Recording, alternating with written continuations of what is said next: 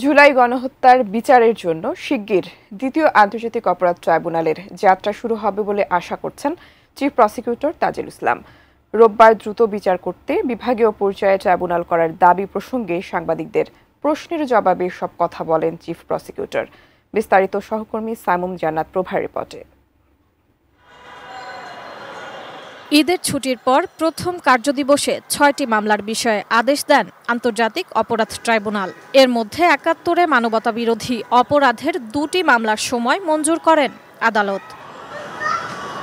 Chief prosecutor জানান, সাবেক প্রধানমন্ত্রী শেখ হাসিনার নেতৃত্বে গণহত্যার ৩টি মামলার চার্জশিটের খসড়া প্রসিকিউশনের হাতে এসেছে।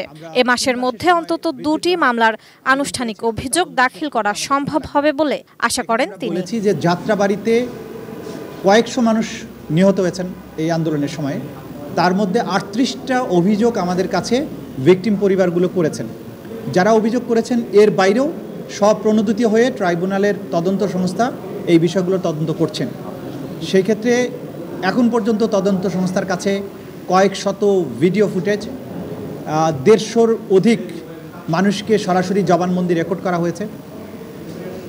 এই তদন্ত শেষ করতে আমাদের আরও সময় দরকার তদন্ত সংস্থা, সেজন্য তারা ৩ মাসের সময় চেয়েছেন। সেই 3 মাসের সময় আদালত আমাদেরকে মঞ্জুর করেছেন। ব্রেকফাস্ট, টিফিন কিংবা স্ন্যাক টাইমে মজাদার আয়োজন মানে অল টাইম ব্রেড। এছাড়া জুলাই গণহত্যার ঘটনায় যাত্রাবাড়ি থানার মামলার তদন্ত প্রতিবেদন জমা দিতে ৩ মাস ও ফার্মগেট মামলায় 2 মাস সময় মঞ্জুর করা হয়।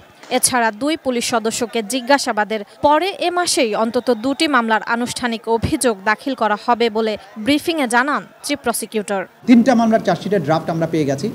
একটা হচ্ছে চানখারপুল, একটা আশুলিয়া, আর একটা হচ্ছে শেখ হাসিনার বিরুদ্ধে যেটা মানবতা বিরোধীর কমান্ড রেসপন্সিবিলিটির মামলা, সেটারও ড্রাফট আমাদের হাতে এসেছে, যেটার আরও ফার্দার কাজ চলছে।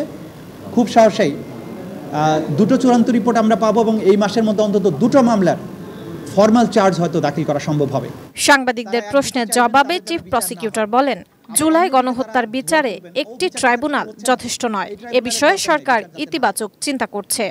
নানামুখী ষড়যন্ত্র আছে, তারা চেষ্টা করবে বিচারকে বন্ধ করার জন্য, বন্ধ করতে না পারলে বিতর্কিত করার জন্য। জুলাই গণহত্যার বিচার বানচাল বা একে বিতর্কিত করতে নানামুখী ষড়যন্ত্র চলছে জানিয়ে চিফ প্রসিকিউটর বলেন, ষড়যন্ত্রকারীদের চিহ্নিত করা হয়েছে, কয়েকজনকে গ্রেপ্তারও করা হয়েছে। উপযুক্ত সময়ে তাদের বিরুদ্ধে আইনি ব্যবস্থা নেওয়া হবে বলেও জানান চিফ প্রসিকিউটর। সাইমুম জান্নাত প্রভা, এটিএন নিউজ, ঢাকা।